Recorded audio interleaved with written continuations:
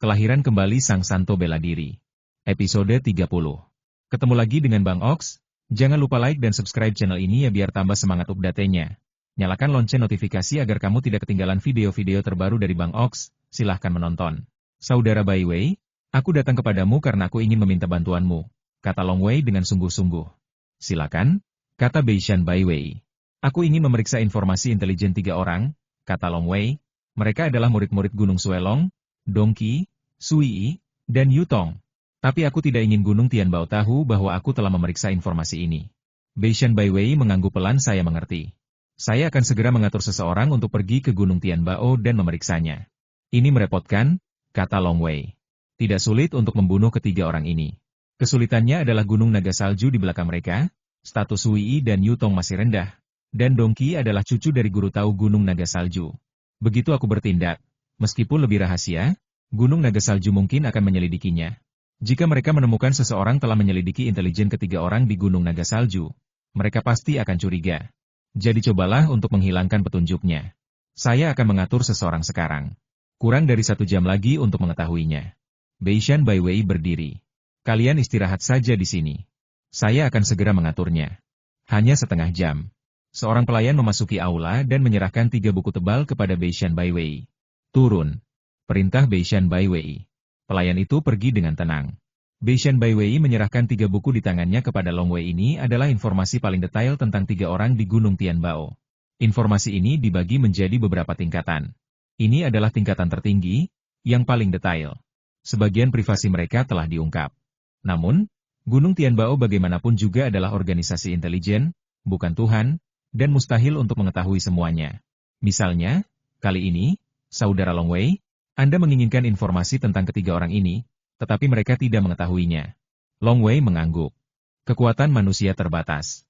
Sehebat apapun Tian Baoshan, mustahil baginya untuk mengetahui segalanya. Dong Qi. Long Wei mulai membolak-baliknya. Beishan Bai Wei, yang berdiri di samping, memegang segelas anggur dan menyesapnya perlahan. Begitu pula Mu Zishuo. Mereka melakukan hal yang sama, dan tak satu pun dari mereka bersuara untuk mengganggu Long Wei. Long Wei membacanya dengan cepat. Buku ini mencatat banyak detail, dari masa kecil hingga saat ini, seperti masalah yang ditimbulkannya di Gunung Suelong, bahkan pemerkosaan murid-murid perempuan. Banyak hal dicatat, tetapi tidak ada catatan tentang perampokan dan pembunuhan pamannya, Yu Qishan, dan orang tuanya. Gunung Tianbao bukanlah surga. Hanya saja, para kultivator terkadang merampok dan membunuh orang di luar. Tidak ada yang memberitahu publik tentang hal itu, jadi sangat sulit untuk menyelidikinya. Long Wei menggelengkan kepalanya. Dong Qi ini benar-benar bencana. Setelah melihat ini, Long Wei menyadari bahwa Dong Qi adalah anak manja, dan sekarang dia hanya berada di level kesempurnaan Purple Man Shan. Dong Qi lahir di sebuah klan besar bernama Klan Dong. Klan Dong secara alami kuat karena mereka memiliki seorang pendeta tahu bernama Han Yang. Ada banyak orang berbakat di Klan Dong, seperti Dong Yi, yang merupakan yang tertua di generasi Dong Qi. Dia juga orang yang luar biasa. Tentu saja, Dong Yi telah dibunuh oleh Raja Iblis Paus Naga di hutan belantara Gunung Penjara. Pendeta Tauhan yang hanya memiliki 1 putra, yang meninggal saat di jalan. Ia juga hanya memiliki 1 garis keturunan, yaitu Dong Qi. Oleh karena itu, Dong Qi merupakan cucu tunggal pendeta Tauhan Yang, jadi wajar saja jika ia sangat disayangi. Meskipun beberapa rekannya seperti Dong Yi juga bisa mendapatkan beberapa keuntungan, mereka tentu saja tidak sebanding dengan Dong Qi. Oleh karena itu, banyak orang di klan Dong menyanjung Dong Qi, yang menumbuhkan karakter arogannya. Hobi terbesarnya adalah memperkosa wanita cantik, yang haruslah wanita cantik dengan temperamen yang baik. Oleh karena itu, banyak sekali pembuat onar, tetapi karena ia mempunyai latar belakang yang kuat, dukungan yang kuat, dan sekelompok pelayan, tidak ada yang pernah terjadi padanya. Apa? Long Wei mengerutkan kening. Dia benar-benar tinggal di Gunung Naga Salju, tepat di tempat Taois Han Yang. Dong Qi terlalu diunggulkan. Murid biasa jarang melihat Taois Yuan Shen, tetapi dia selalu berada di sisi mereka. Kalau dia ada di Gunung Naga Salju, aku tidak bisa berbuat apa-apa. Long Wei menggelengkan kepalanya. Meskipun ia yakin, ia tidak cukup gila untuk menyerang gerbang gunung sekte kuno dengan tradisi panjang. Bahkan seorang pengembara abadi pun harus berpikir 2 kali. Lagi pula, itulah fondasi sekte gunung. Hanya beberapa formasi besar dan cara saling menghancurkan saja sudah cukup untuk membuat para pengembara abadi berubah warna. Berikutnya, Long Wei memeriksa informasi Yutong lagi. Yutong adalah seorang kultivator yang sangat ambisius dan berpikiran kuat. Demi mendapatkan sumber daya yang cukup, ia rela menjadi antek Dong Qi. Setelah memanfaatkan Dongki, ia diam-diam pergi. Kini ia adalah seorang abadi tahap awal Wan Xiang, dan tinggal di Gunung Changyue bersama gurunya, seorang abadi sempurna Wan Xiang lainnya. Yu Tong sendiri sebenarnya hanya melakukan sedikit kejahatan. Setidaknya menurut catatan Gunung Tianbao, ia hanya melakukan sedikit kejahatan, hanya 2. Tentu saja, kejahatan terhadap orang tua Long Wei tidak tercatat. Sebaliknya, gurunya, Master Chang Yu, telah menyebabkan banyak masalah. Dia adalah penjahat yang jahat. Dia telah berlatih dengan sempurna selama lebih dari 200 tahun dan sangat kuat. Meskipun ada guru, tapi di Gunung Changyue, Long Wei merasa lega. Mudah sekali menghadapi alam liar seperti itu. Berikutnya, Long Wei memeriksa informasi Sui lagi. Air itu mudah. Ia lahir sebagai pelayan Klandong, dan merupakan salah satu pelayan paling terkemuka. Ia dikultivasikan oleh Klandong, dan kini menjadi kultivator kesempurnaan Istana Ungu. Karena potensinya yang terbatas, ia telah lama kembali dari Gunung Naga Salju dan tinggal di Klandong. Di dalam Klandong, Long Wei pusing. Ini agak merepotkan, tapi kalau kita mau membunuhnya, kita bisa. Keluarga Dong adalah suku Taois Hanyang. Namun, karena Tao Han yang bertanggung jawab atas Gunung Naga Salju, tidak ada Tao Yuanshen di Klandong, melainkan ada sekelompok Wan Xiang Zhenren. Namun, jelas bahwa Klandong tidak seketat klan di Gunung Naga Salju. Jadi Long Wei tetap percaya diri. Lagi pula, yang ingin ia lakukan adalah membunuh Sui Yi, bukan menghancurkan Klandong. Bunuh Yu Tong dulu, lalu bunuh Sui Yi. Mereka berdua adalah pembunuh langsung paman dan orang tuaku, kata Long Wei diam-diam. Bei Shen Bai Wei, yang berdiri di sampingnya, dapat merasakan aura pembunuh dari Long Wei, serta cahaya ganas yang berkilat di matanya berulang kali. Saudaraku, Long Wei, memang orangnya baik hati, tapi dia juga bisa gila. Bei Shen Bai Wei berpikir dalam hati, sepertinya ada dendam yang besar, dan itu bukan dendam biasa. Saudara Bai Wei. Long Wei berdiri, dan Bei Shen Bai Wei juga berdiri. Maaf merepotkanmu kali ini, Saudara Bai Wei. Kau telah membantuku berkali-kali sebelumnya. Aku takkan pernah cukup berterima kasih atas kebaikanmu. Long Wei akan mengingat semuanya di dalam hatinya. Long Wei membungkuk dan berkata, aku tidak akan tinggal lebih lama lagi. Aku pamit dulu. Saudara Long Wei, jika ada yang ingin kau katakan, katakan saja padaku, kata Bei Shen Bai Wei. Aku sudah membuat rencana untuk semuanya. Long Wei membungkuk dan pergi bersama adik laki-lakinya. Lebih dari 1 jam berlalu hingga matahari terbenam. Long Wei dan rekan-rekannya menaiki kapal perang berkepala naga dan berlayar ke udara, meninggalkan kota Anchan. Dengan senjata ajaib ini, aku akan memastikan kau bahkan tidak bisa terlahir kembali. Long Wei memegang senjata ajaib yang tampak seperti pembakar dupa itu, lalu mendongak, adik, pergilah ke selatan menuju Gunung Changyue. Gunung Changyue merupakan tempat suci dalam wilayah sekitar seluas lebih dari 100.000 mil, karena di sana hidup seorang Wan Xiang Zhenren, Changyue Zhenren, yang sakti mandraguna, yang juga membuat beberapa suku dan monster di sekitarnya tidak berani bertindak gegabah. Di dalam aula istana yang megah, seorang lelaki tua yang memancarkan aura dingin sedang duduk bersila di atas ranjang batu giok, dengan pedang hitam seukuran telapak tangan di tangannya yang melayang dan berputar. Guru. Sebuah suara hormat terdengar dari luar. Ayah. Terdengar suara renyah lainnya. Orang tua yang dingin itu tersenyum masuklah. Seorang pria pendek dan jelek berjalan masuk bersama seorang wanita tinggi dan menawan berbaju hijau. Pria jelek itu tampak sangat tenang. Yu Tong ini. Pria tua yang dingin itu melirik pria jelek itu dan mengangguk diam-diam. Ketika dia pertama kali menjadi muridku, aku tidak menganggapnya serius. Aku tidak menyangka bahwa di antara semua muridku, dialah yang pertama mencapai alam Wan Xiang. Lagi pula, dia menembus alam Wan Xiang hanya dalam beberapa dekade, yang juga sangat cepat. Dia sungguh tidak boleh diremehkan. Soal penampilan, para kultivator abadi tidak terlalu memperhatikan penampilan. Jika kekuatan dan penampilan seseorang buruk, wajar jika ia dipandang rendah. Namun, jika ia kuat meskipun buruk rupa, ia akan dihormati. Dan sepertinya WR juga punya perasaan terhadap Yu Tong. Pria tua yang muram itu mengangguk diam-diam. Sepertinya garis keturunanku pada akhirnya akan diwariskan kepada Yu Tong. WR, kemarilah, teriak lelaki tua yang murung itu. Wanita berpakaian hijau itu berjalan mendekat dan duduk di samping tempat tidur giok, memeluk lengan pria tua yang murung itu dengan sangat mesra. Ayah, kali ini kakak senior Yu Tong menyiapkan hadiah untuk ayah. Aku yakin ayah akan menyukainya, kata Yu Wei. Oh, lelaki tua yang murung itu tersenyum dan menoleh. Yu Tong segera berkata dengan hormat, Tuan, saya baru saja menemukan sebotol anggur 3 dewa. Jadi saya datang untuk memberikannya kepada Anda. 3 ramuan abadi. Mata lelaki tua yang dingin itu tiba-tiba berbinar, dan ia tak kuasa menahan diri untuk tidak mengendus. Ia telah terperangkap di Wan Xiang Yuanman selama lebih dari 200 tahun, dan ajalnya sudah dekat. Ia tak akan hidup lama lagi. Seorang kultivator yang hampir mati akan lebih memperhatikan kenikmatan. Anggur Sanxian adalah anggur perkelas atas yang sangat sulit ditemukan. Biasanya hanya tersedia di tempat-tempat seperti kota Anshan. Jarang ditemukan di daerah terpencil seperti Gunung Changyue. Kau bijaksana sekali. Lelaki tua yang murung itu mengangguk puas. Dia menjadi semakin puas dengan Yu Tong. Bahkan setelah menjadi segalanya, mereka masih muridnya dan masih hormat kepadanya. Dan benar-benar memperlakukannya seperti seorang ayah dan melayaninya dengan hormat. Guru telah mengajar dan mewariskan kepada murid-muridnya, jadi ini bukan apa-apa. Sebuah piring giok muncul di tangan Yu Tong, dengan sebotol anggur peri di atasnya. Ukiran botol giok putih tempat anggur peri itu disimpan begitu indah dan tampak nyata sehingga menjadi harta langka bagi manusia. Adik perempuan, tolong. Setelah waktu yang lama, Yu Tong dan adik perempuannya, Yu Wei, meninggalkan aula bersama. Melihat muridnya yang paling cakap dan putri kesayangannya dari jauh, terutama cara Yu Tong menghormati putrinya, lelaki tua yang murung itu mengangguk sedikit. Di rumah besar lain di Gunung Changyue, ini adalah rumah besar Yu Tong. Secara alami ada formasi di sekelilingnya untuk mencegah makhluk lain mengganggu. Semuanya, pergi, perintah Yu Tong setelah memasuki Menshan. Ya, para pelayan dan dayang mundur dengan hormat dan pergi ke halaman samping di luar rumah. Hanya dia dan adik perempuannya, Yu Wei, yang tersisa di rumah.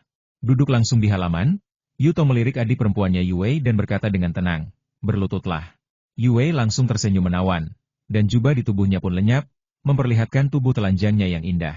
Ia berlutut dengan lembut, seperti anak anjing, lalu merangkap perlahan, lalu mendekati selangkangan Yu Tong dan mulai menjilatinya. Dulu kau tidak menganggapku serius, tapi sekarang kau masih berlutut di bawah selangkanganku? Yu Tong menatap Yu Wei yang seperti anjing di bawah selangkangannya. Kakak senior, jangan menggodaku lagi. Yu Wei mendengus. Yu Tong mengulurkan tangan dan mencengkeram kepala Lian Yue Wei, lalu mendorongnya kuat-kuat hingga menyebabkan Lian Yue Wei langsung batuk. Hahaha, Yu Tong tertawa terbahak-bahak, sabar saja. Yue Wei hanya bisa menanggungnya. Untuk waktu yang lama. Setelah melampiaskan amarahnya, Yu Tong duduk di sana, merenung dalam-dalam, sementara Yue Wei duduk di pangkuannya. Adik perempuan, kapan orang tua itu akan mengajariku formasi pedang bulan sabit? Setelah aku menjadi Wan Xiang, aku sudah mengabdi padanya begitu lama. Dia masih tidak mau mengajariku. Yue Wei berkata dengan suara lembut, jangan khawatir, kakak senior. Aku pernah membicarakan hal ini dengan ayahku sebelumnya, dan beliau juga ragu-ragu saat itu. Sepertinya akhir-akhir ini ayahku lebih menyukaimu. Aku akan bicara lagi dengannya nanti, dan semuanya pasti akan baik-baik saja. Jangan biarkan benda tua ini mati, atau dia akan membawa formasi pedang ke dunia bawah. Tatapan dingin terpancar di mata Yu Tong. Jangan khawatir, kata Yu Wei Lian. Yu Tong mengangguk pelan, lalu merenung dalam diam. Yu Wei tidak berani mengganggunya. 3 tahun, paling lama 3 tahun. Aku hanya bisa menunggu di sini 3 tahun lagi. Aku tidak bisa membuang-buang waktuku seperti ini, kata Yu Tong lirih, melirik Yu Wei. Mintalah orang tua itu untuk mengajariku formasi pedang sesegera mungkin. Aku akan pergi dan memintanya dalam waktu setengah bulan, dan kau bisa membantuku membujuknya nanti. Ya. Yu Wei mengangguk patuh. Yu Tong tiba-tiba tertawa aneh adik perempuan. Kalau ayahmu melihatmu seperti ini, apa dia akan marah sampai mati? Hahaha, hahaha. Tawanya jahat dan aneh. Sangat berbeda dari tawa biasanya yang sederhana dan polos. Semua pelayan di Menshan turun ke bawah, dan formasi diaktifkan. Tak ada suara yang terdengar, dan dunia luar tak terlihat di dalam. Yu Tong tak lagi bersembunyi. Sejak muda, ia sudah menyadari bahwa dunia ini adalah dunia di mana yang kuat memangsa yang lemah. Sehingga ia naik selangkah demi selangkah, entah dengan membunuh atau menyanjung. Singkatnya, ia melakukan segalanya untuk menjadi lebih kuat. Namun, ia selalu menyembunyikannya dengan sangat baik, dan mereka yang mengetahui wajah aslinya entah sepenuhnya dikendalikan olehnya atau dibunuh olehnya. Bahkan materi intelijen yang diperoleh Long Wei tidak mencatat wajah asli Yu Tong. Bagaimanapun, Tian Baoshan tidak akan menghabiskan banyak tenaga untuk orang sekecil itu. Formasi pedang bulan sabit milik orang tua ini diperoleh dari seorang abadi yang telah meninggal. Tidak ada formasi sihir sekuat itu di Gunung Naga Saljuku. Yu Tong tidak punya pilihan lain pada awalnya dan ditugaskan kepada Master Chang Yu. Namun, dengan kemampuan dan pengabdian pribadinya yang panjang, ia juga menemukan rahasia Master Chang Yu. Jadi dia menjadi lebih rajin. Kalau kau tidak bisa mendapatkannya lagi, bunuh saja dia. Ada kilatan dingin di mata Yu Tong. Dari orang biasa, saya telah mendaki selangkah demi selangkah hingga ke tempat saya saat ini. Yu Tong memang orang yang licik. Banyak orang telah dibunuh olehnya, termasuk tuan muda suku, bahkan tetua ketiga. Ia bahkan membunuh 2 murid berbakat Gunung Naga Salju. Namun, Tak seorang pun mengetahuinya hingga kini. Misalnya, Tuan Muda Dongki dari keluarga Dong hanyalah pion yang digunakannya. Sebuah kapal perang berkepala naga terbang di atas Gunung Changyue. Long Wei melihat ke bawah dari kejauhan. Saudaraku, kenapa kau tidak masuk dan membunuh kami? Mu Zishuo bingung. Ia bisa merasakan betapa kuatnya niat membunuh Long Wei. Tetapi ia berhenti ketika sampai di Gunung Changyue.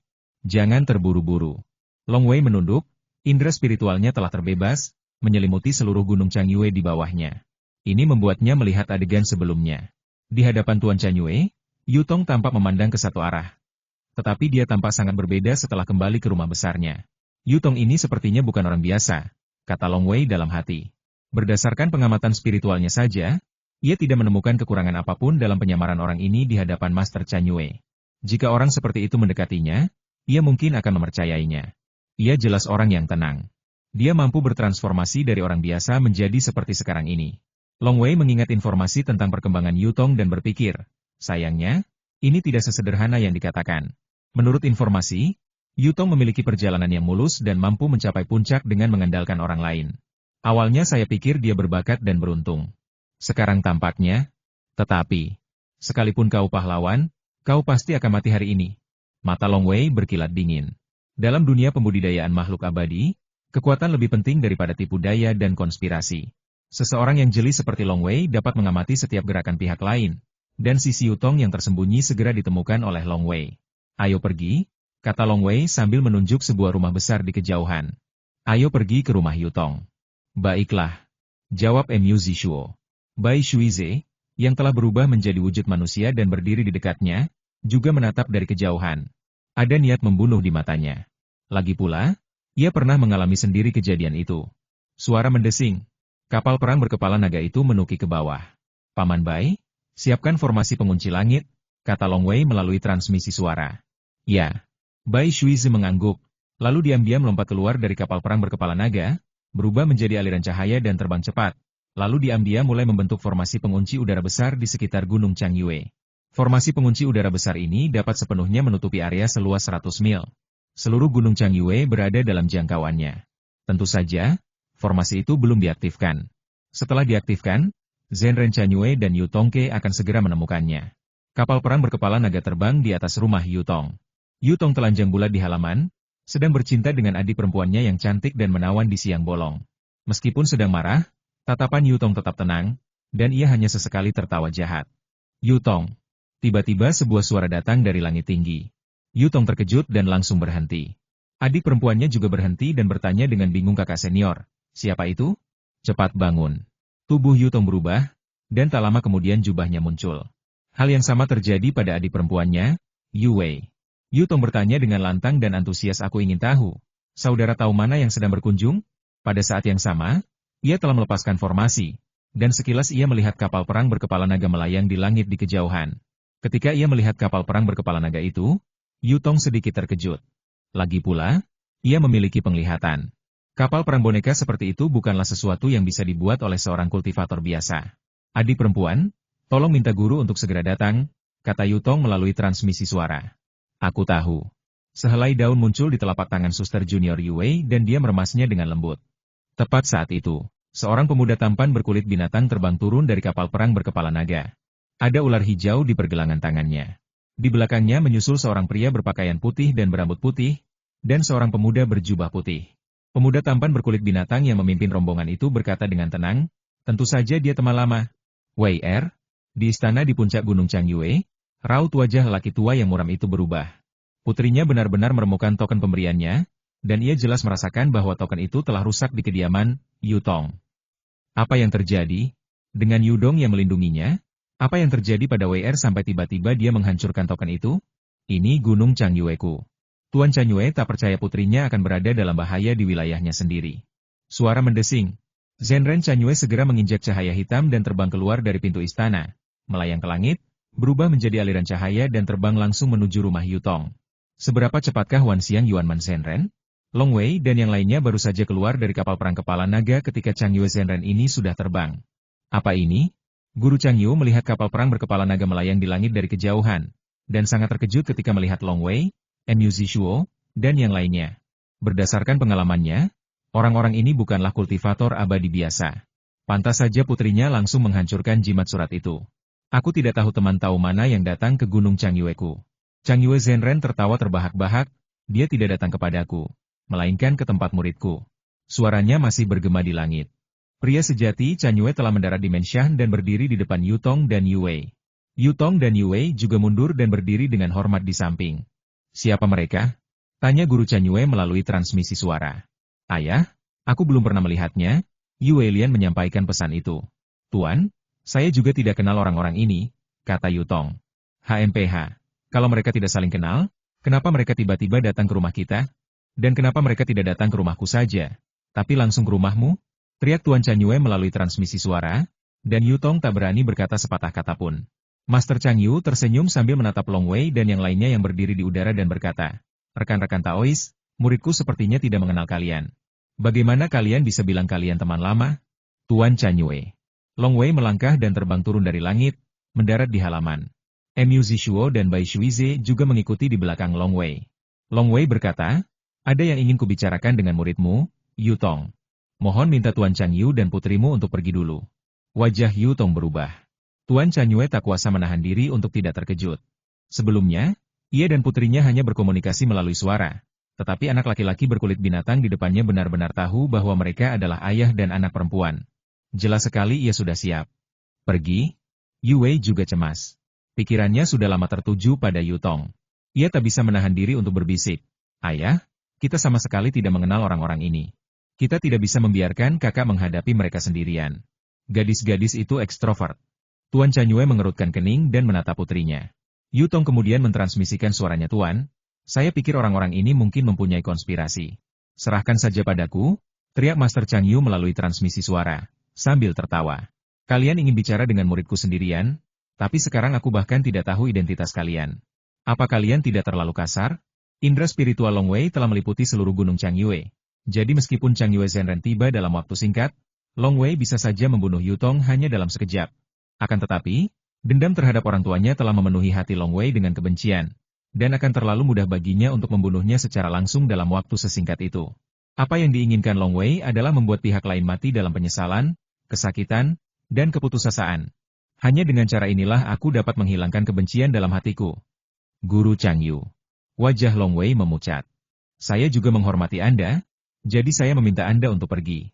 Sejujurnya, alasan saya ingin berbicara dengan murid Anda, Yutong, secara pribadi adalah karena saya curiga dia ada hubungannya dengan penjahat yang ingin saya tangkap. Penjahat yang dicari? Tuan Changyue terkejut. Menangkap? Yue dan Yutong keduanya terkejut. Long Wei segera membalikkan tangannya dan sebuah token muncul di tangannya, dengan Yinglong di atasnya. Pengawal Yinglong. Wajah Tuan Changyue serius. Ia tahu ia dalam masalah. Mereka yang bisa menjadi pengawal Yinglong dianggap elit di antara Tuan Wan Xiang. Bahkan ia sendiri tidak yakin bisa menghadapi pemuda di depannya. Yue merasa gelisah. Baginya, seorang kultivator rumah ungu, pengawal Yinglong manapun adalah makhluk yang sangat kuat.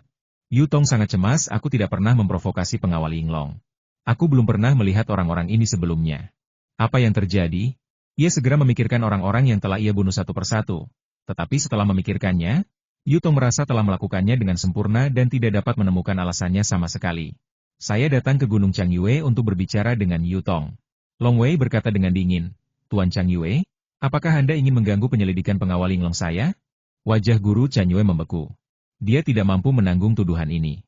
Yutong angkat bicara saat itu, dan berkata dengan hormat, aku tidak tahu mengapa Tuan Yinglong Wei ingin bertemu denganku. Mengapa beliau harus menghindari tuanku saat menangani kasus? Jika ada yang ingin kau tanyakan, tanyakan saja. Aku, Yutong, akan memberitahumu semua yang kutahu. Setelah menapaki langkah demi langkah dari masa kanak-kanak hingga posisinya saat ini, pikiran Yutong sangat sensitif. Jika pengawal Yinglong di depannya bersikeras mengusir gurunya, maka ia pasti tidak akan membiarkan gurunya pergi. Begitu gurunya tidak ada, tanpa kekuatan pencegah dari gurunya, ia mungkin akan membiarkan pihak lain menindasnya.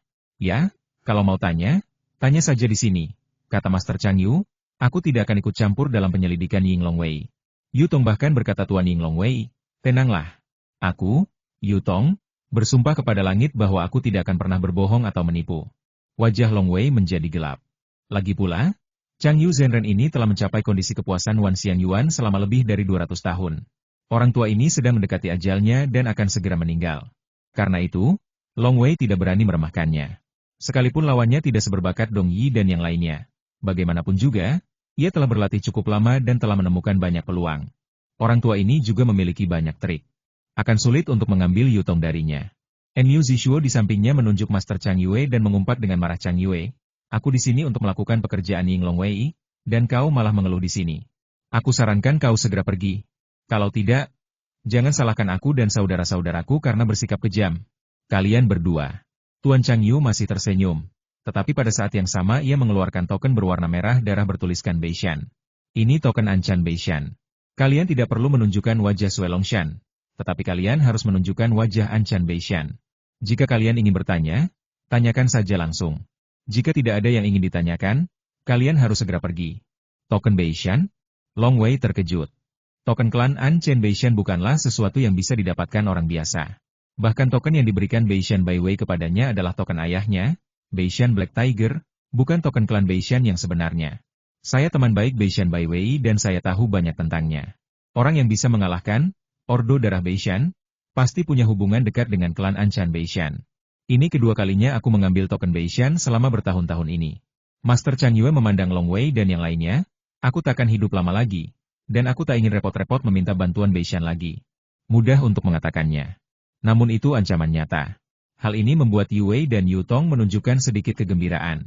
Saudaraku, apa yang harus kita lakukan? Enyu Zishuo berkata melalui transmisi suara, orang tua ini bisa mengambil token Beishan. Sepertinya dia punya latar belakang yang sangat kuat. Haruskah kita mundur dulu, dan mencari kesempatan lain nanti? Tuan Chang Yu. Ada sedikit amarah di mata Long Wei. Apakah kau benar-benar ingin membelanya? Tuan Chang Yue tersenyum dan mengangguk. Ia bisa melihat bahwa penjaga Yinglong di depannya adalah seorang pengecut. Ia yakin pihak lain akan segera berbalik dan pergi. Kau bisa melindunginya untuk sementara waktu, tapi aku tak yakin kau bisa melindunginya selamanya. Long Wei berbalik dan berkata, adik junior, ayo pergi. HMPH. Enyu Zishuo juga mendengus marah dan segera berbalik untuk pergi. Saat ini, Long Wei, yang baru saja membelakangi Chang Yu Zhenren, memiliki tatapan tajam di matanya. Tatapan tajam yang menekan kebencian tanpa akhir. Namun, Chang Yu Zhenren dan Yutong tidak dapat melihat tatapan mata Long Wei yang membelakangi mereka. Chang Yu Zhenren bahkan tersenyum. Ledakan. Kesadaran ilahi Long Wei yang kuat langsung bergulir dan mengalir. Seperti gelombang yang bergulung, langsung menghancurkan Master Chang Yue dan yang lainnya. Bang! Tabrakan hebat. Teknik mengguncang Tuhan. Menjelang akhir hayatnya, Chang Yu Zhenren, yang haus akan kesenangan, justru mengalami banyak kemunduran dalam hati daonya. Namun, mustahil bagi Chang Yu Zhenren untuk menghadapi 3 bencana dan 9 malapetaka dalam 300 tahun ke depan, jadi sedikit kemunduran dalam hati daonya hanyalah masalah kecil. Namun, pada saat ini, ketika pikiran ilahi Long Wei yang menghancurkan datang, Chang Yu Zhenren langsung merasakan gemuruh di jiwanya. Tidak bagus. Teknik rahasia pikiran ilahi. Setelah bertahun-tahun berjuang mati-matian, fondasi Taoisme yang diasah oleh hidup dan matinya untuk klan Beishan terlalu kuat, yang langsung membuatnya terkejut. Bangun, bangun.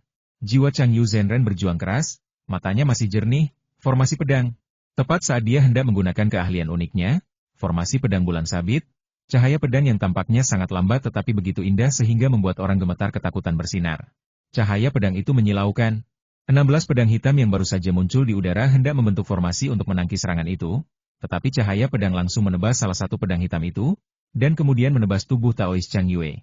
Meskipun Taois Chang Yue berusaha sekuat tenaga untuk menangkis serangan itu, kedua pedang melengkung di tangannya juga terpental. Swiss!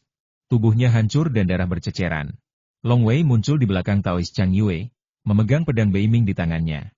Pada saat ini, lakukan teknik mengguncang dewa. Lakukan kekuatan magis tangan memetik bintang. Lakukan kekuatan magis teknik melarikan diri dari sayap angin. Lakukan ilmu pedang-pedang 3 kaki berduri. Long Wei mengeluarkan kekuatan terkuatnya dalam sekejap. Gara-gara seorang kakek tua dengan latar belakang yang tak terduga, yang sudah hidup begitu lama. Long Wei tak mau berlarut-larut. Sekali berlarut-larut, tak ada yang tahu apa akibatnya. Firasat Long Wei mengatakan bahwa kakek tua ini sulit dihadapi. Ia harus memanfaatkan kecerobohan kakek itu dan langsung membunuhnya. Kau membunuh. Yutong terbangun, dan wajahnya berubah drastis saat melihat tubuh Master Chang Yue yang terpisah. Long Wei memegang pedang Beiming di tangannya dan menatapnya dengan dingin. Tatapan dingin di matanya membuat Yutong gemetar. Di saat yang sama, ia berkata dengan dingin dan lirih, jangan bilang kau hanya memegang token. Sekalipun orang-orang Beishan ada di sini, aku akan tetap membunuh mereka. Yu Tong merasa putus asa. Pemuda di depannya terlalu menakutkan. Ia bahkan membunuh gurunya, Master Chang Yu. Terutama teknik pikiran ilahi barusan. Ia juga merasakannya sendiri dan merasa sedikit pusing. Tentu saja, ia mengerti arti pusing sesaat dalam pertarungan hidup dan mati para kultivator abadi. Tuan Ying Longwei. Yu Tong sangat cemas. Ia bisa merasakan niat membunuh pihak lain terhadapnya. Apakah Anda melakukan kesalahan? Saya, Yu Tong, tidak pernah ingin menyinggung siapapun, dan saya tidak akan pernah menyinggung siapapun. Tuan Ying Longwei, apakah Anda ditipu oleh seseorang? Membunuh saya bukanlah masalah besar, tetapi melepaskan pelaku sebenarnya adalah masalah besar. Yu Tong berusaha sekuat tenaga membujuk Long Wei. Curang? Long Wei tertawa, dan tawanya membuat Yu Tong merinding. Apakah orang tuanya akan berbohong padanya? Dan Paman Bai, yang secara pribadi mengalami kejadian itu, berada tepat di sampingnya. Bagaimana mungkin itu palsu? Pelakunya masih bebas. Anda telah tertipu untuk berurusan dengan saya, Tuan, kata Yu Tong cemas. Melihat Yu Tong cemas, bingung, gelisah, dan berusaha sekuat tenaga untuk membujuknya, Long Wei merasa senang. Semakin cemas dan bingung musuh besar ini, semakin sakit dan putus asa dia, semakin bahagia dia. Ayah, Ibu, Paman, apakah kalian melihatnya? Gumam Long Wei dalam hati. Yu Tong hanyalah yang pertama. Mereka akan mati satu persatu dalam keputusasaan dan penyesalan, kata Long Wei dalam hati. Melihat mata Long Wei semakin dingin, Yu Tong menjadi semakin cemas. Apa yang harus dilakukan? Apa yang harus saya lakukan? Aku belum benar-benar menjadi pemimpin Gunung Naga Salju, aku belum benar-benar mengguncang dunia, bagaimana mungkin aku mati? Yu Tong merasa sangat enggan dalam hatinya. Yang paling ia inginkan bukanlah untuk tetap rendah hati dan mendaki selangkah demi selangkah dengan strategi, melainkan untuk menjadi terkenal di seluruh dunia dengan kekuatan absolut dan dikagumi oleh banyak orang. Dia belum benar-benar meledak. Negeri tak berujung belum mengenal ketenarannya. Kita harus mencobanya. Yu Tong merasa seperti terjebak dalam adegan pembunuhan masa kecilnya, padahal itu juga soal hidup dan mati. Jika pembunuhan itu berhasil, ia bisa terbang tinggi. Jika pembunuhan itu gagal, ia akan mati tanpa tempat pemakaman. Hal yang sama berlaku kali ini. Jika dia lolos, dia bisa naik ke surga. Jika Anda meninggal, tidak akan ada tempat untuk dikuburkan. Adik perempuan. Yu Tong menatap adik perempuannya, Yu Wei, di sampingnya dan berteriak melalui transmisi suara. Bantu aku menghentikannya. Hentikan dia dengan segala cara. Ia percaya pada adik perempuannya karena ia percaya pada caranya sendiri. Setelah sekian lama dibimbing, ia yakin bahwa bahkan jika ia meminta adik perempuannya untuk mati, ia tidak akan ragu. Mata Yu Wei memerah, dan ada keterikatan tak berujung di matanya. Lakukan. Teriak Yu Tong melalui transmisi suara. Suara mendesing. Yu Wei terbang langsung ke arah Long Wei, bagaikan seekor ngengat yang terbang ke api, dan danau istana ungu miliknya langsung bergejolak dan mulai meledak. Mata Yu Wei berkaca-kaca, ia menatap Yu Tong dengan enggan, lalu berkata melalui transmisi suara kakak, aku sungguh mencintaimu. Ledakan. Long Wei dikelilingi oleh teratai air dan api, yang mengandung api tanah dan kejahatan dingin. Kekuatan teratai air dan api telah meningkat pesat. Ledakan diri seorang kultivator Purple Mansion sama sekali tidak mampu mengguncangnya. Kak, aku sungguh mencintaimu. Suara itu masih terngiang di telinganya, membuat hati Yu Tong bergetar. Lalu ia segera menekan pikirannya. Ia mengerti bahwa cinta adiknya adalah cinta yang muncul secara alami setelah hatinya dijinakkan. Karena hatinya telah dijinakkan, ia rela mati untuknya. Apakah ini cinta? Hanya perbudakan. Boom. Saat ledakan self-detonation itu meledak, Yu Tong dengan cepat menghindar dan mulai melarikan diri. Saat ia melarikan diri, sebuah sarang serangga muncul di tangannya. Anak-anak, pergi dan hentikan mereka. Mu Zishuo dan Bai Shuize hanya menonton dari pinggir lapangan tanpa melakukan intervensi. Long Wei dikelilingi oleh teratai air dan api. Awalnya, ia menahan ledakan diri wanita itu, lalu serangga beracun yang berkerumun rapat itu datang menghampiri. Namun, yang menyambut mereka adalah teratai air dan api yang sangat besar. Konon, api tanah dan iblis dingin tak kalah dahsyatnya, dan teratai air dan api yang dibentuk oleh api tanah dan iblis dingin Long Wei bahkan lebih dahsyat lagi. Kekuatan mencekik itu mengubah serangga beracun yang tak terhitung jumlahnya menjadi bubuk, dan tidak ada satupun dari mereka yang bertahan hidup sedetik pun. Hanya dalam waktu singkat, kawanan serangga beracun yang mengepung Long Wei semuanya berubah menjadi abu. Hahaha. Yu Tong memanfaatkan kesempatan ini untuk bergegas ke tempat yang jauh dan mengaktifkan labirin. Tiba-tiba, pemandangan di sekitar Yu Tong berubah, tetapi ia masih berada di dalam labirin. Kau pikir kau bisa kabur dengan bersembunyi di labirin? Long Wei berjalan lurus ke arahnya. Long Wei tampak sombong. Sebenarnya, dia sangat berhati-hati, karena kesadaran spiritualnya telah mencakup area sekitar 100 mil, dan semuanya terkendali. Jika seorang pendeta tahu tiba-tiba muncul, Long Wei tidak akan menunda dan langsung membunuh Yu Tong. Tapi sekarang, karena tidak ada yang menghalanginya, Long Wei akan perlahan menyiksa pihak lain. Long Wei telah lama memendam kebencian di hatinya, dan dia tidak mau membiarkan pihak lain mati dengan cepat. Apa? Yu Tong berada di dalam labirin, menatap Long Wei dengan heran saat ia memasuki labirin. Long Wei sama sekali tidak bingung dengan labirin itu dan berjalan lurus ke arahnya. Bagaimana ini bisa terjadi? Segel. Yu Tong menggunakan formasi lagi. Ini adalah rumahnya, jadi wajar saja jika ada banyak formasi. Ria kabut muncul, melindunginya. Wow! Dengan kilatan cahaya pedang, Long Wei menembus formasi terlarang. Terlalu lemah. Long Wei terus berjalan maju selangkah demi selangkah. Minggir. Yu Tong ingin melarikan diri sambil memegang jimat teleportasi kecil yang berharga itu, tetapi sia-sia. Ruang di sekitarnya telah diblokir. Long Wei terus berjalan maju. Yu Tong akhirnya menjadi gila dan meraung. Apa yang akan kau lakukan? Labirin ini tidak berguna bagimu, kau membunuh serangga beracun dengan mudah, dan bahkan tuanku terbunuh olehmu dengan satu pedang. Kau bahkan mengunci kekosongan itu sejak lama. Kau begitu kuat dan perhitunganmu begitu teliti. Bagaimana mungkin aku menyinggungmu? Sesosok hantu muncul seketika, secepat kilat, dan cahaya pedang menembus langsung ke dantian di perut Yu Tong. Semua senjata ajaib berjatuhan dari tubuhnya satu persatu, hanya jubah yang dikenakannya dan pelindung pergelangan tangannya yang masih tersisa. Namun, ia tak mampu lagi mengendalikannya. Pedang itu begitu cepat sehingga Yu Tong bahkan tidak punya waktu untuk melawan. Kau. Mata Yu Tong melebar. Istana ungu dantianmu telah kuhancurkan, kata Long Wei dengan tenang. Yu Tong ketakutan. Istana ungu di dantiannya, fondasi kultivasinya, hancur begitu saja. Saat istana ungu di tubuhnya hancur, rasa lemah langsung menjalar ke seluruh tubuhnya, membuat Yu Tong sangat ketakutan. Mengapa kau tidak membunuhku saja? Geram Yu Tong. Membunuhmu? Long Wei menggelengkan kepalanya. Aku menghancurkan istana ungu dantianmu karena aku takut kau akan bunuh diri. Jika Zifu ada di sana, dia bisa dengan mudah meledakkan danau Zifu.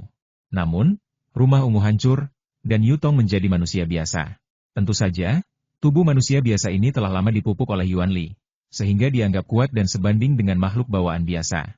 Sayangnya, ia bahkan tidak bisa menggunakan senjata sihir sekarang, dan ia bahkan tidak bisa bunuh diri di depan Long Wei. Apa kau takut aku bunuh diri?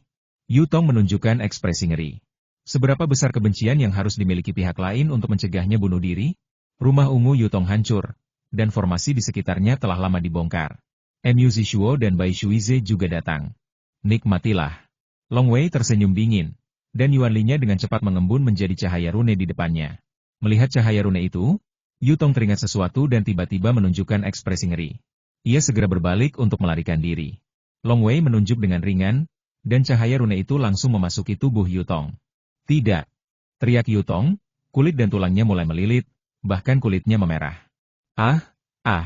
Teriakan keluar dari tenggorokannya. Seluruh tubuh Yu Tong memerah seperti udang rebus. Ia tergeletak di tanah dan mulai bergerak-gerak. Seolah-olah ada banyak serangga merayap di bawah kulitnya, dan orang bahkan bisa melihat kulitnya mulai terbakar dan menghitam. Teknik membakar hati. Mu Zishuo diam-diam terkejut.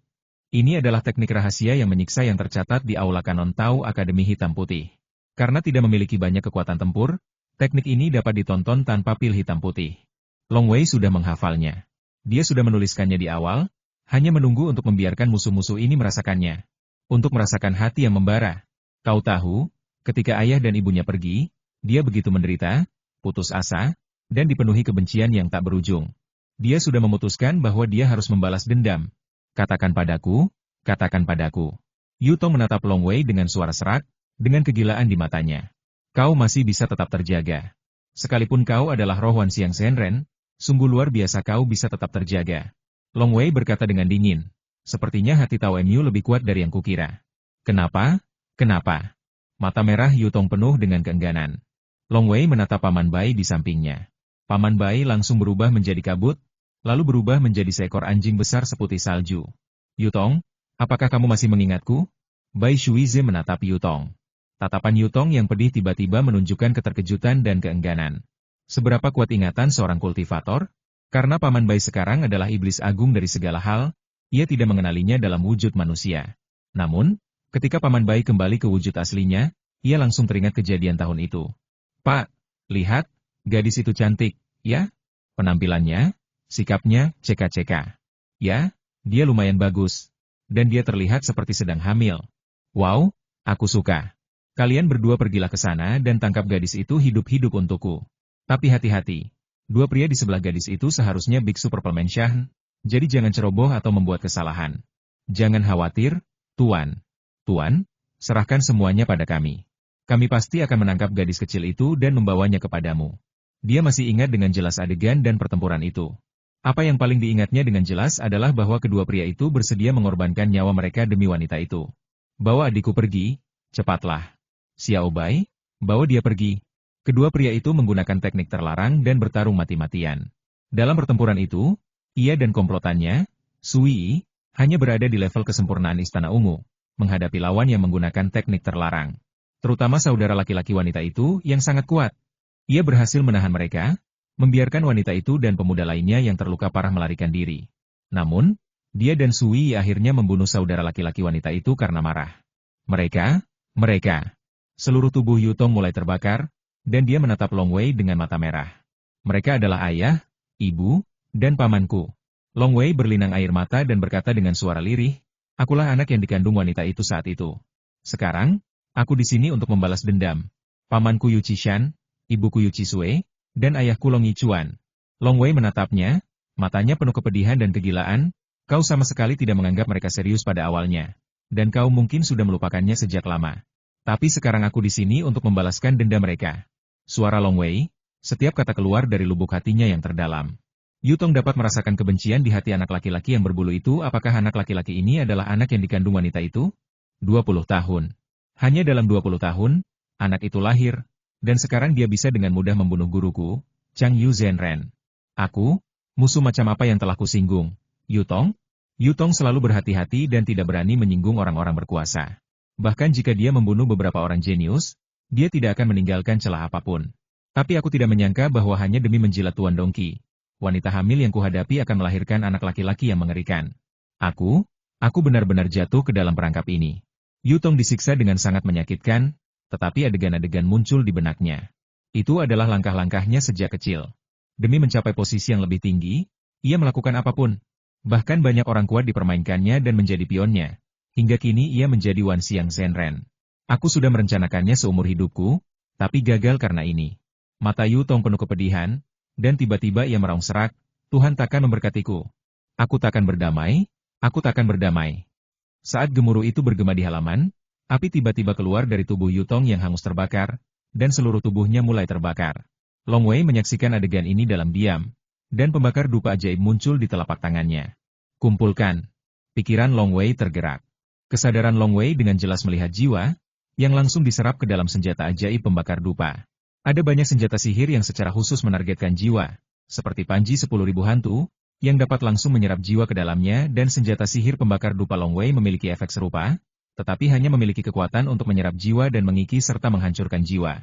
Itu adalah senjata sihir yang tidak berguna dan tidak dapat menyerang secara aktif. Yutong ini juga sosok yang kuat. Mu Zishuo mendesah pelan, dia mampu bangkit dari manusia biasa menjadi Master Wan Xiang saat ini selangkah demi selangkah, dan dia bahkan rela mengorbankan Putri Master Chang Yue untuknya. Luar biasa. Mu Zishuo tiba-tiba berhenti bicara. Ia tak bisa menahan diri untuk menatap Long Wei yang berdiri di sampingnya. Yutong adalah musuh bebuyutan Long Wei. Mata Long Wei sedalam danau. Ia diam-diam melirik tubuh yang telah terbakar menjadi abu di tanah, lalu berkata dengan tenang, dia memang orang yang kuat, tapi dia tidak punya dasar. Dia akan melakukan apa saja untuk mencapai posisi yang lebih tinggi. Demi menyenangkan Tuan Dongqi itu, ibuku masih hamil. Mereka berani menyerangku. Demi melindungi ibuku, pamanku meninggal di tempat, dan ayahku bahkan berhenti berlatih. Ibu dan ayah akhirnya meninggal. Dia melakukan itu hanya untuk menyenangkan Tuan Dongqi. Long Wei mengingat kembali adegan yang dilihatnya dengan indera spiritualnya, di mana Yutong memperlakukan Yu Wei seperti budak perempuan. Orang ini melakukan apapun yang diperlukan. Jika kau sering berjalan di tepi sungai, kakimu akan basah. Bahkan jika dia tidak jatuh ke tanganku hari ini, akan ada orang kuat lain yang akan membunuhnya di masa depan. Di jalan menuju keabadian, Anda harus mengandalkan diri sendiri. Mengandalkan skema politik, mengambil keuntungan dari orang lain, merampok dan membunuh, dan sebagainya. Anda hanya dapat makmur untuk sementara waktu, tetapi pada akhirnya akan jatuh terjerembab. Satu-satunya solusi jangka panjang adalah mengandalkan diri sendiri. Panggilan. Long Wei melambaikan tangannya dan mengumpulkan semua senjata ajaib di halaman. Ayo cepat. Long Wei memandang rekan-rekan seperguruannya, Mu Zishuo dan Paman Bai. Aku punya kesan buruk tentang Master Chang Yu tadi. Kurasa latar belakangnya sangat dalam. Kita sebaiknya tidak tinggal lama di sini. Ya. Paman Bai juga mengangguk. Ya, Ordo Darah Beishan itu terlihat sangat menyeramkan, kata Mu Zishuo. Tak lama kemudian, Long Wei dan kelompoknya diam-diam meninggalkan Gunung Changyue tanpa seorang pun menyadarinya. Tinggi di langit. Kapal perang berkepala naga itu berubah warna lagi, menjadi hitam pekat seluruhnya dan terbang perlahan. Ayah, Ibu, Paman, kata Long Wei dalam hati, aku sudah membunuh salah satu dari 3 musuh. Jangan khawatir, tak satu pun dari mereka akan selamat. Dan satu-satunya garis keturunan pamanku, aku akan menemukan cara untuk menemukannya nanti. Menurut ayah saya, paman saya hanya memiliki 1 anak perempuan. Sayangnya, di mana sepupu ini? Siapa namanya? Seperti apa rupanya? Long Wei tidak tahu. Menemukan sepupunya juga sangat sulit. Namun Long Wei tidak menyerah, karena semakin kuat seorang kultivator abadi, semakin dahsyat pula metodenya. Kudengar beberapa makhluk abadi yang kuat dalam legenda bahkan bisa menghitung beberapa hal di masa depan hanya dengan jari mereka. Jika aku punya metode seperti itu di masa depan, mungkin tidak akan sulit menemukan sepupuku. Bai Shuize, yang berdiri di samping, menyaksikan dalam diam. Ia juga sangat gembira bisa membunuh musuh kali ini. Di saat yang sama, ia juga merasa lebih lega saudaraku. Ning Er semakin kuat. Ia bahkan bisa membunuh Wan Xiang Yuan Man yang kuat. Ning Er pasti akan terkenal di seluruh tanah tak berujung dan menjadi tokoh sejati di wilayah tak berujung yang diperintah oleh dinasti Xia Agung. Kakak senior, kata Mu Zishuo. Long Wei menoleh. Apakah kita akan pergi ke Suiyunye sekarang? Tanya Mu Zishuo. Suiyunye adalah basis Klandong. Sui adalah seorang kultivator Purple Man Shah di Klandong. Jika seseorang ingin membunuh Sui, tentu saja ia harus pergi ke Suiyunye. Baiklah, ayo kita pergi sekarang, kata Long Wei. Tapi suku ini juga kuat, kata Mu Zishuo, ada lebih dari 10-an Xiang Zhenren saja, dan ini juga suku seorang Taois Yuan Shen. Meskipun Taois Yuan Shen bertanggung jawab atas Gunung Suelong, dia pasti meninggalkan beberapa cara untuk mengendalikan suku ini. Dalam keadaan darurat, dia bahkan mungkin akan segera kembali ke suku. Long Wei mengangguk. Aku tahu, jangan khawatir, saudara muda. Aku tidak akan begitu percaya diri untuk melawan Taois Yuan Shen secara langsung. Syukurlah kau masih bangun. Mu Zishuo mengangguk. Tadi, ketika melihat Long Wei membunuh Yutong, Mu Zishuo juga khawatir. Karena pernah mengalami hal serupa sebelumnya, ia tahu bahwa begitu musuh yang membunuh orang tuanya cemburu dan marah, ia bisa melakukan apa saja.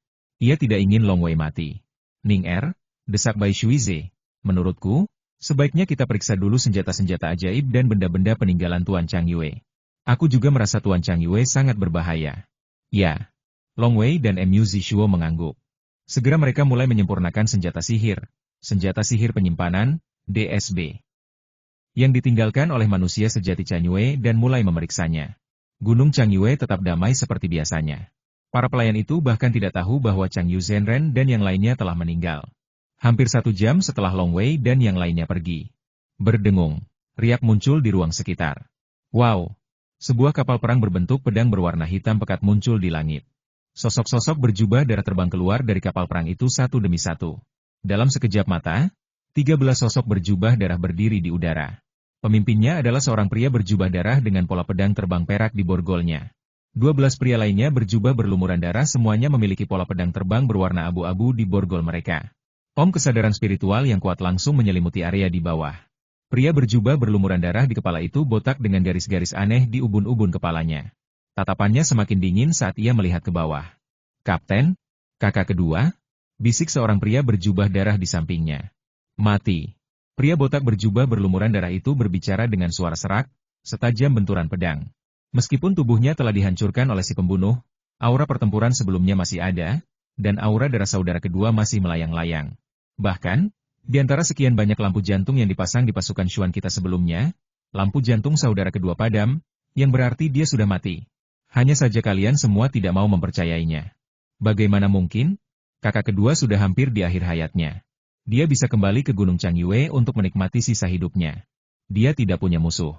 Jika dia benar-benar punya musuh, apa kakak kedua tidak akan bisa mengintimidasinya dengan menunjukkan Ordo Darah Beishan kepada kita? Siapa yang mau membunuh kakak kedua? Kakak kedua juga sangat kuat. Formasi pedang bulan sabit diperoleh kakak kedua melalui jasa militernya selama bertahun-tahun, jadi formasi itu sangat kuat. Mungkin ada beberapa jenius di antara para dewa Wan Xiang yang bisa mengalahkan kakak kedua, Tetapi kakak kedua seharusnya masih bisa menunda waktu. Dengan kemampuannya untuk melarikan diri, seharusnya tidak sulit baginya untuk melarikan diri. Kecuali jika ada yang mengetahui detail tentang saudara kedua dan memasang jebakan untuk membunuhnya sekaligus. Semua orang membicarakannya. Saudara kedua telah bertempur di tim kami selama lebih dari 100 tahun. Entah berapa banyak saudara yang telah menjalin persahabatan hidup dan mati dengannya. Sekarang dia berada di Gunung Changyue miliknya sendiri, tetapi dia terbunuh. Saudara-saudara lainnya tidak akan menelan pil pahit ini jika mereka tahu tentang hal itu. Sudah cukup baik kita tidak menindas orang lain. Tidak ada yang bisa menindas kita. Kebencian ini harus dibalaskan. Ini harus dilaporkan. Siapapun yang membunuh saudara kedua harus dibunuh dan jiwanya dihancurkan. Saudara-saudara kita di tentara Shuan tidak dapat dibunuh oleh siapapun. Pria berjubah darah lainnya dipenuhi dengan niat membunuh. Pria botak berjubah berlumuran darah yang memimpin berkata dengan suara dingin, selidiki. Selidiki sampai tuntas. Cari tahu siapa pembunuh saudara kedua. Saudara kedua sudah kembali menikmati masa pensiunnya, tapi mereka tetap tidak mau melepaskannya. Kita harus menemukan pembunuhnya. Kanan. Semua orang mengangguk. Kembalilah. Aku akan meminta bantuan Kapten Tua dan meminta markas besar tentara Shuan menyelidiki dan menemukan pembunuhnya. Pria botak berjubah darah itu berkata dengan dingin. Ayo pergi. Wow. Kelompok pria berjubah darah ini terbang kembali ke kapal perang hitam berbentuk pedang. Saat riak-riak mulai muncul kembali di ruang sekitarnya, kapal perang hitam itu kemudian bergerak menembus kehampaan dan menghilang. Long Wei, Mu Zishuo, Bai Shuize, dan King sedang menyelidiki senjata ajaib peninggalan Chang Yu Zhenren. Di sisi lain, senjata ajaib penyimpanan peninggalan Yutong adalah kelas manusia dan telah disempurnakan terlebih dahulu. Benda-benda di dalam senjata ajaib penyimpanan Yutong juga mengejutkan Long Wei dan yang lainnya. Karena harta karun Yutong tidak kalah dengan milik Dong Yi, Bei Hiou, dan lainnya. Namun, Long Wei dan timnya berfokus terutama pada penyempurnaan senjata ajaib Chan Yue Zhenren. Setelah menyelidiki, mereka akhirnya menyempurnakan senjata ajaib penyimpanan Chan Yue Zhenren. Mereka mengeluarkan semua benda di dalamnya, dan Long Wei beserta timnya mulai memeriksanya satu persatu dengan saksama. Pemeriksaan ini membuat wajah semua orang berubah. Aku dalam masalah, gumam King. Setelah menyempurnakan senjata sihir penyimpanan Chan Yue Zhenren, Long Wei dan yang lainnya mengubah ekspresi mereka saat melihat barang yang mereka keluarkan satu persatu. Ini. Long Wei dan yang lainnya menatap salah satu jubah berlumuran darah. Seluruh jubah mengeluarkan bau darah, dan terdapat pola pedang terbang berwarna abu-abu yang disulam di mansetnya. Ini jubah perang standar, bisik Mu Zishuo. Jubah darah ini memiliki banyak rune, dan juga berfungsi sebagai senjata sihir boneka. Jika tebakanku benar, seharusnya sekelompok orang yang mengenakan jubah perang ini. Ketika mereka bekerja sama, sekelompok orang ini dapat membentuk satu kesatuan dan melakukan formasi serangan gabungan yang kuat. Mu Zishuo adalah seorang jenius dalam seni boneka dan dia langsung menemukannya.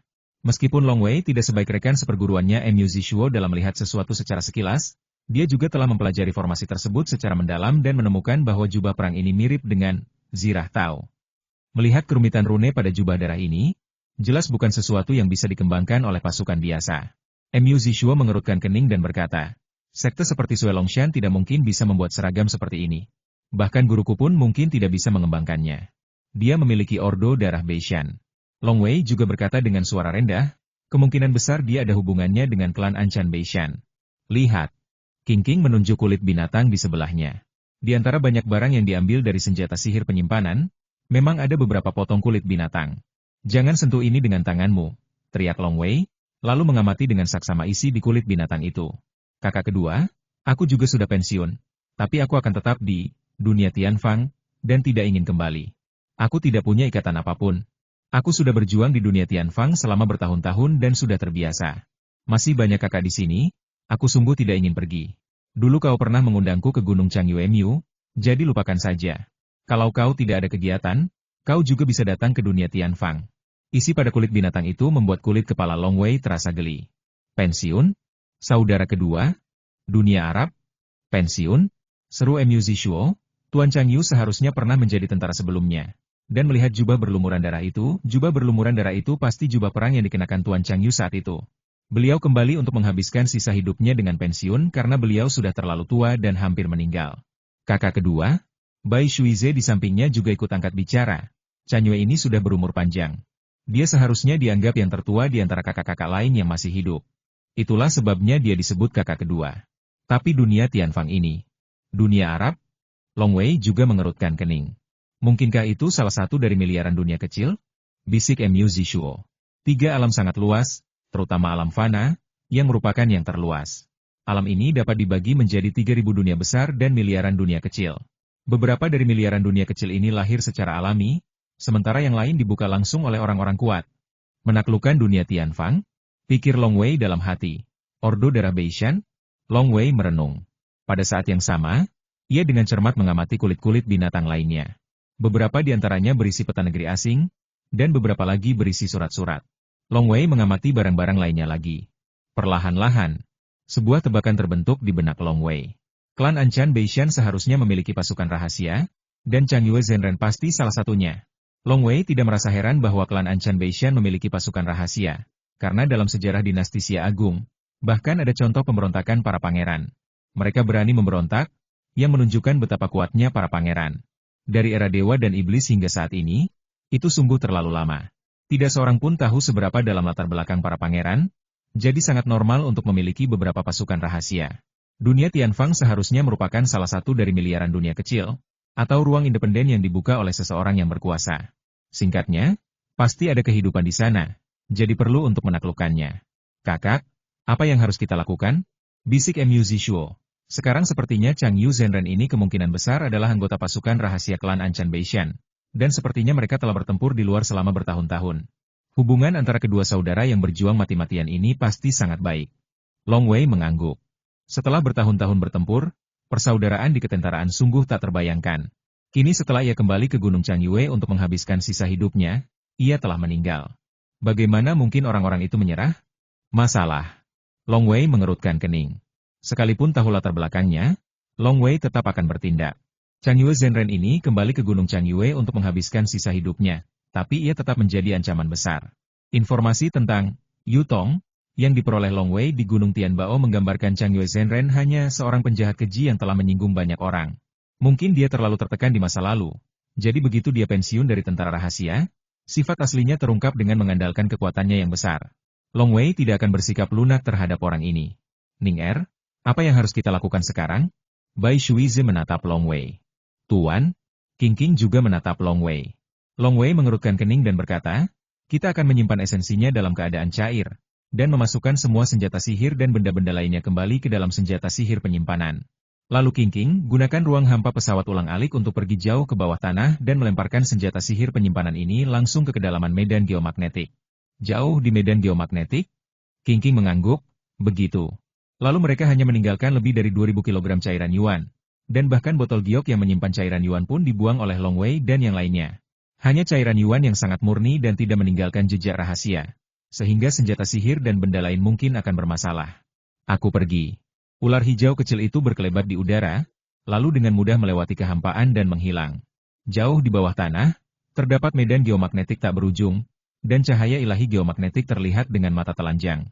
King King dengan hati-hati melemparkan senjata sihir penyimpanan yang telah dikenali sebagai tuannya langsung ke dalam cahaya ilahi geomagnetik. Waktunya minum teh. King King kembali. Sudah dibuang? King King menatap Long Wei. Ya. Long Wei mengangguk, lalu berkata, semuanya, pikirkanlah, apakah ada yang terlewatkan oleh kita? Kakak senior, ketika kita muncul di Gunung Changyue sebelumnya, akankah para pelayan di Gunung Changyue, serta beberapa murid Chang Yue Zhenren, mengetahui keberadaan kita? Tanya Mu Zishuo cemas. Long Wei menggelengkan kepalanya, jangan khawatir. Indra spiritualku meliputi seluruh Gunung Changyue. Semuanya berada di bawah pengawasanku. Hanya 3 orang yang secara tidak sengaja menemukan kapal perang berkepala naga kita. Namun, saat itu, kapal perang berkepala naga itu telah berubah penampilan dan warnanya. Mereka hanya melihat sebuah kapal perang dan tidak dapat menemukan kita sama sekali. Ya. Mu Zishuo mengangguk. Kali ini mereka datang secara diam-diam. Jadi kapal perang yang mereka temui tentu saja yang paling umum dan biasa saja. Sangat mustahil menemukan kita hanya dengan melihat kapal perangnya. Bagus. Long Wei mengangguk. Apakah menurutmu ada yang kurang? Semua orang menggelengkan kepala. Mereka sangat berhati-hati ketika datang. Dan mereka bahkan tidak datang melalui susunan teleportasi, melainkan terbang jauh di awan. Satu-satunya orang yang pernah melihat mereka bertiga di Gunung Changyue hanyalah Chang Yue Zhenren, Yu Tong, dan Yu Wei. Ketiganya sudah mati. Adik junior, aku harus berurusan dengan Sui sekarang, jadi kau tidak perlu pergi. Long Wei berkata, berurusan dengan Sui jauh lebih sulit daripada berurusan dengan Yu Tong. Meskipun Sui baru mencapai kesempurnaan Istana Ungu, dia berada di Kelandong. Aku tidak khawatir, jadi tidak perlu bicara lagi, kakak senior, kata Mu Zishuo dengan sungguh-sungguh. Long Wei mengangguk sedikit. Baiklah, tapi menurutmu bagaimana kita harus menghadapi Sui? Long Wei melihat sekeliling. King Lian berkata sangat mudah. Tuan, Anda memiliki indera ilahi. Sangat mudah untuk melingkupi seluruh klan Dong. Selama Anda menemukan kesempatan, Anda dapat langsung membunuh Sui, bukan? Tidak sesederhana itu. Mu Zishuo menggelengkan kepalanya. Itu sarang lama klan Dong, dan juga kampung halaman seorang pendeta Tao. Pasti ada banyak cara untuk menekan klan itu. Mustahil bagi orang luar untuk menyelinap masuk diam-diam. Long Wei pun mengangguk orang bodoh manapun bisa menebak pasti ada banyak formasi di sana. Mustahil untuk masuk diam-diam.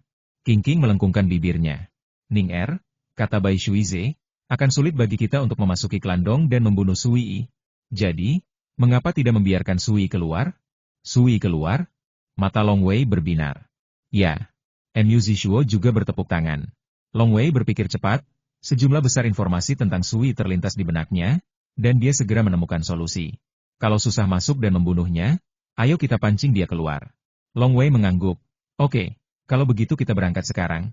Berjalan. Kapal perang hitam pekat itu, yang langsung berubah menjadi gaya biasa, dengan cepat menghilang ke kedalaman awan. Setelah membunuh Master Chang Yue, Long Wei dan yang lainnya telah melakukan semua yang mereka bisa, dan tidak ada lagi yang dapat mereka lakukan. Namun saat mereka khawatir, para senior Chang Yu Zhenren tidak akan membiarkan Chang Yu Zhenren mati seperti ini. Dan seluruh tentara Xuan tidak akan membiarkan para senior yang telah pensiun mati seperti ini. Para kultivator di tentara Xuan bertempur di luar untuk waktu yang lama, dan tak terhitung banyaknya dari mereka yang tewas. Bahkan, sangat sedikit dari mereka yang mampu bertahan hingga pensiun. Bagaimana mungkin jika orang lanjut usia dibunuh tanpa alasan yang jelas? Jangan khawatir, saudara-saudara lama kita di pasukan Xuan tidak akan mati sia-sia. Pengumpulan intelijen Gunung Tianbao di tempat lain memang sangat kuat, tetapi di Kabupaten Anchan, intelijen klan Anchan Beishan kita adalah yang paling kuat. Di salah satu cabang pasukan Xuan, seorang pria tua berambut merah berbicara dengan lantang kepada sekelompok orang berjubah darah. Kabupaten Anchan merupakan wilayah kekuasaan klan Beishan. Klan Anchan Beishan adalah klan yang benar-benar berakar kuat. Hanya setengah hari kemudian, di kota Anchan, di Black Tiger Mansion di Beishan. Beishan Bai Wei, yang sedang duduk minum dan mendengarkan musik, mengerutkan kening. Ia mendengar langkah kaki di luar. Aku sedang mendengarkan musik, siapa yang berani menggangguku? Ada sedikit amarah di dahi Beishan Bai Wei.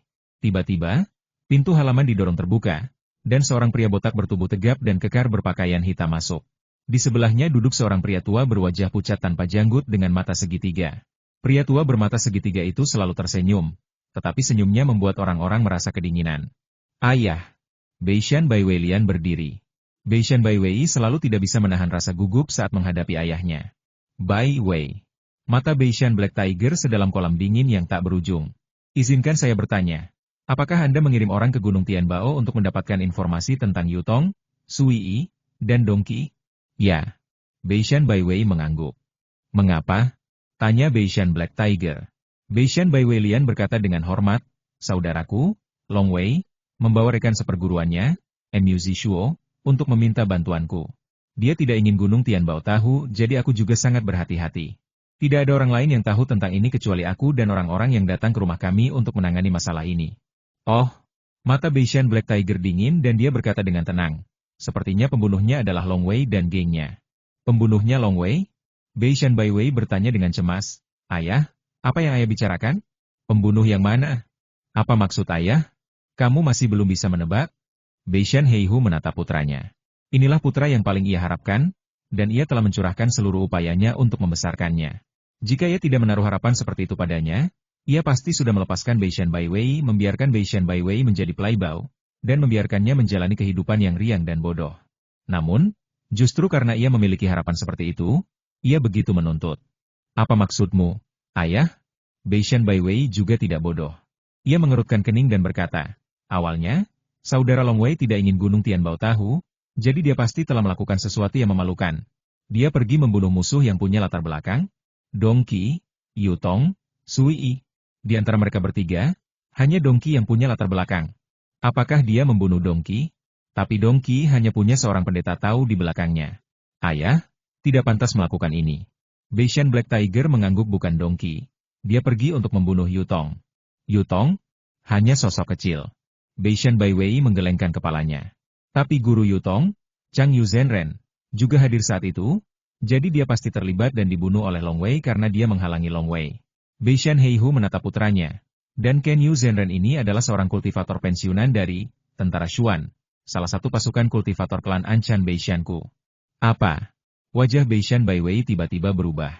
Ia tentu tahu bahwa klan Bei Shan-nya memiliki pasukan rahasia yang terdiri dari para kultivator abadi yang kuat. Pangeran manapun akan memiliki sejumlah pasukan pembudidaya abadi. Dinasti Xia Agung juga tahu tentang hal itu. Tetapi berapa banyak pasukan rahasia yang dimiliki para pangeran, berapa banyak kultivator dalam setiap pasukan, dan berapa banyak makhluk kuat yang disembunyikan itu adalah rahasia. Seorang kultivator abadi yang sudah pensiun dari pasukan Xuan? Gumam Bei Shan Bai Wei. Bisakah dia pensiun? Dia pasti sudah lama bertugas di pasukan. Pasti banyak saudara tua di sana. Mereka yang bisa pensiun hidup-hidup biasanya adalah titik lemah dalam pasukan kultivator abadi. Ya, Nilin. Kata harimau hitam Bei Shan dengan suara rendah. Mereka berjuang untuk klan Bei Shan kita, dan banyak sekali orang yang tewas dan terluka. Hanya sedikit dari mereka yang berhasil pensiun hidup-hidup. Jika para kultivator tua yang sudah pensiun terbunuh, tentu saja akan membuat banyak kultivator di pasukan marah. Mereka tidak akan pernah membiarkan hal seperti itu terjadi. Jika itu terjadi, mereka akan mencari tahu siapa pembunuhnya dan membalaskan dendam kakak-kakak mereka. Inilah titik lemah pasukan kultivator abadi. Kalau kau sentuh, kau akan mati. Tatapan serius terpancar di mata Bei Shan Black Tiger. Ini adalah aturan tidak tertulis di militer. Mereka tidak akan membiarkan saudara-saudara tua mereka menderita lagi. Tidak pernah diizinkan. Long Wei dan anak buahnya sangat bersih, kata Bei Shan Black Tiger. Cabang intelijen tentara Xuan telah memulai penyelidikan. Ingatan banyak manusia di Gunung Changyue telah ditelusuri. Bahkan jubah, Chang Yue Zhenren, yang berlumuran darah ditemukan. Tetapi jubah itu terlempar jauh ke dalam medan geomagnetik. Namun, 3 orang tewas saat itu, yaitu Chang Yu, muridnya Yu Tong, dan putrinya Yu Wei. Maka, cabang intelijen tentara Xuan pun mulai menyelidiki Yu Tong dan Yu Wei. Kami segera mengetahui bahwa seseorang baru saja memperoleh informasi tentang Yu Tong di Gunung Tianbao. Harimau hitam Bei Shan menatap putranya. Tentara Xuan mengikuti petunjuk ini dan menemukan kediaman harimau hitam Bei Shanku. Jadi aku tahu tentang ini. Lalu apa yang harus kita lakukan? Bei Shan Bai Wei bertanya dengan cemas. Tentara Xuan sedang menyelidiki beberapa petunjuk sekarang. Kata harimau hitam Bei Shan. Tetapi jika Sui Yi dan Dong Qi juga mati satu demi satu, maka tentara Xuan mungkin akan menyimpulkan bahwa pembunuhnya kemungkinan besar adalah orang yang membeli informasi 3 orang di Gunung Tianbao. Bei Shan Bai Wei berkata dengan cemas, kalau begitu aku akan segera menemui saudara Long Wei dan memintanya untuk tidak membunuh Sui Yi dan Dong Qi untuk sementara waktu. Percuma saja. Bei Shan Black Tiger menggelengkan kepalanya. Saya yakin Xuan Jun akan segera menolak petunjuk lainnya. Lalu dia akan datang ke rumah saya untuk menanyakan masalah ini. Lalu apa yang harus kita lakukan? Bei Shan Bai Wei khawatir. 2 cara, kata Bei Shan Black Tiger. Bei Shan Bai Wei menatap ayahnya. Pertama, serahkan Long Wei, kata Bei Shan Black Tiger. Dengan begitu, kita tidak akan mendapat masalah. Tidak. Bei Shan Bai Wei menggelengkan kepalanya. Bei Shan Black Tiger tertawa terbahak-bahak ketika melihatnya. Hahaha. Kamu memang pantas menjadi anakku. Ya? Jangan mudah menyerah pada teman dan saudaramu. Kalau kamu mudah menyerah, kamu tidak akan bisa mendapatkan teman dan saudara sejati. Kalau kamu ingin orang lain berjuang untukmu, kamu harus benar-benar berdedikasi. Bei Shan Bai Wei terkejut. Kalau begitu, hanya ada cara kedua, kata Bei Shan Heihu. Akui saja bahwa kaulah yang memimpin orang untuk melakukannya. Aku? Bei Shan sedikit terkejut. Ya? Akui saja pada pasukan Xuan bahwa kau pelakunya. Kau mengirim orang untuk memeriksa intelijen, lalu memimpin orang untuk membunuh Yu Tong. Kau dihalangi oleh Chang Yu Zhenren, jadi kau membunuh Chang Yu Zhenren. Bei Shan Black Tiger berkata langsung, kau tidak tahu bahwa Chang Yu Zhenren adalah seorang kultivator yang sudah pensiun. Seperti kata pepatah, ketidaktahuan bukanlah kejahatan, dan pasukan Xuan tidak bisa memaksamu untuk menyalahkan. Kau adalah keturunan langsung dari keluarga Bei Shanku, dan kau diharapkan untuk naik ke Markuis Anchan di masa depan. Membunuh Chang Yu Zhenren secara tidak sengaja hanyalah masalah kecil. Menolak masalah ini hanya masalah kecil bagimu. Karena bagaimanapun juga, tentara Xuan juga tentara yang dibesarkan oleh keluarga Bei Shanku. Keturunan langsung keluarga Bei Shanku telah membuat kesalahan yang tidak disengaja, dan para kultivator abadi di tentara Xuan tidak akan berani membuat masalah. Dan jika orang lain datang untuk melawan, hampir tidak ada peluang untuk bertahan hidup. Bei Shan Black Tiger menatap putranya dan berkata, tapi jika kamu melakukan ini, aku khawatir akan ada beberapa orang tua di pasukan Xuan yang tidak menyukaimu. Hanya jijik? Seorang Wan Xiang Zhenren yang sudah pensiun. Masalah besar kalau ada satupun makhluk abadi yang benar-benar bersahabat dengannya. Kurasa hanya sedikit yang benar-benar membenciku. Beishan Baiwei menggelengkan kepalanya. Lagi pula, aku tidak bisa menghubungi pasukan Xuan sekarang. Dan aku tahu bahwa saudara Long Wei adalah seseorang yang bisa setia kepada saudara-saudaranya. Aku akan menangani ini. Baiklah kalau begitu. Beishan Black Tiger mengangguk. Aku juga akan membuat alasan bagus tentang bagaimana Yutong, Sui, dan Dongqi menyinggungmu. Aku serahkan semuanya pada ayahku, kata Beishan Baiwei dengan hormat. Ingat, Beishan Heihu menatap putranya dan berkata dengan suara rendah, kamu telah melakukan pekerjaan yang baik dalam berbakti kepada saudaramu. Tapi kamu harus ingat, kamu juga harus memberitahu Long Wei apa yang telah kamu lakukan untuknya. Memberitahunya? Beishan Baiwei tertegun. Ya, beritahu dia bahwa kau berkorban untuknya. Beishan Black Tiger berkata dengan tenang, kau sudah membayar mahal. Jika dia tidak tahu, bukankah itu akan sia-sia? Jika dia secara tidak sengaja mengetahui kebenaran masalah ini, tentu saja dia akan berterima kasih padamu. Beishan Baiwei mengerutkan kening, bukankah itu terlalu dibuat-buat? Sok! Beishan Heihu melirik putranya. Biarkan saja dia mengetahui kebenarannya secara tidak sengaja. Lagi pula, kamu benar-benar berjuang untuknya. Ingat, ketika berurusan dengan teman dan saudara, kamu harus tulus. Tapi kamu juga perlu menambahkan sedikit strategi. Beginilah cara memanfaatkan orang. Pikirkanlah perlahan-lahan. Beishan Heihu mengerutkan kening dan menatap putranya. Putranya ini sangat cerdas dan ia memiliki harapan yang tinggi padanya. Namun, putranya sangat dipengaruhi oleh ibunya dan terkadang terlalu tulus kepada orang lain. Meskipun hal ini memudahkannya untuk berteman, sulit bagi orang seperti itu untuk benar-benar memimpin sebuah faksi. Ayo pergi. Beishan Black Tiger membawa lelaki tua bermata segitiga itu dan pergi.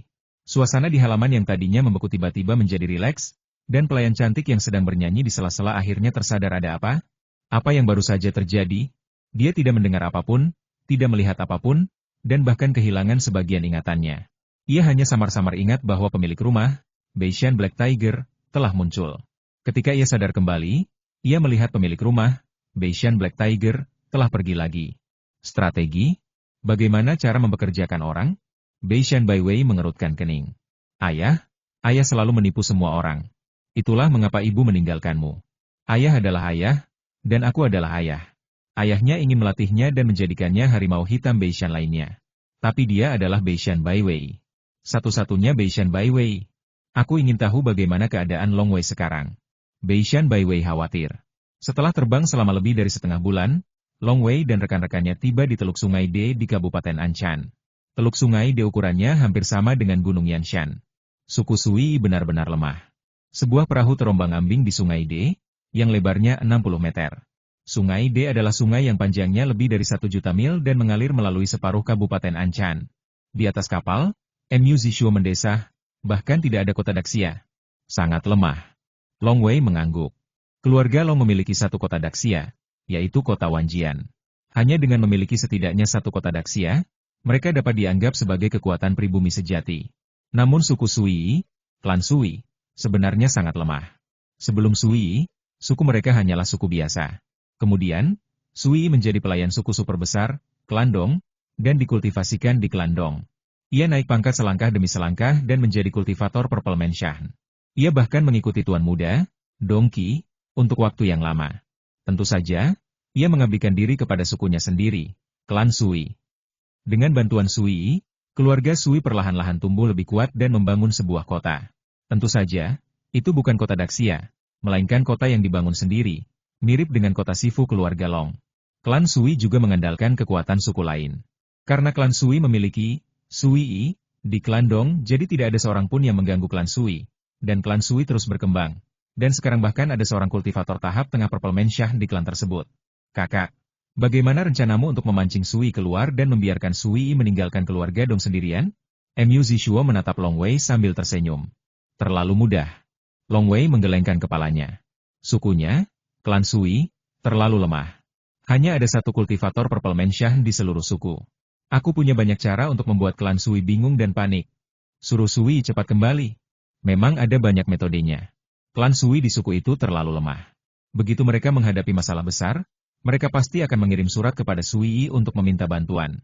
Tuan, bunuh mereka semua, dan kekacauan akan terjadi, teriak King King. Long Wei menggelengkan kepalanya, tidak perlu.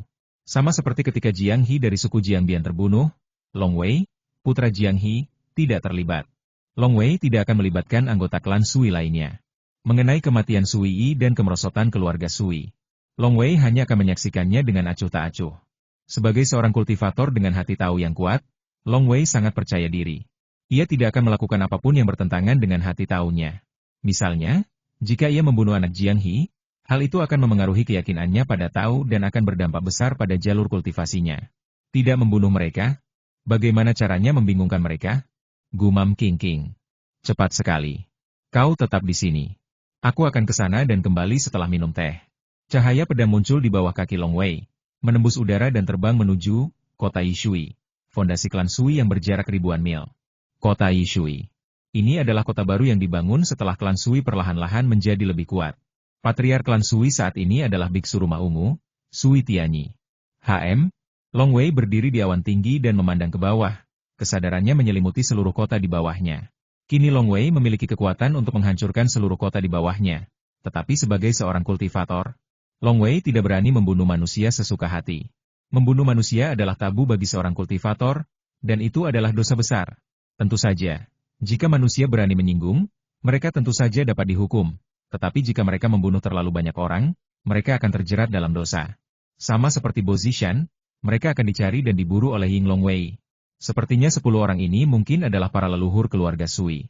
Long Wei menyapukan indera spiritualnya ke arah mereka. Dan mereka yang memiliki semangat lebih kuat dan aura lebih menakjubkan pun menjadi pusat perhatian Long Wei.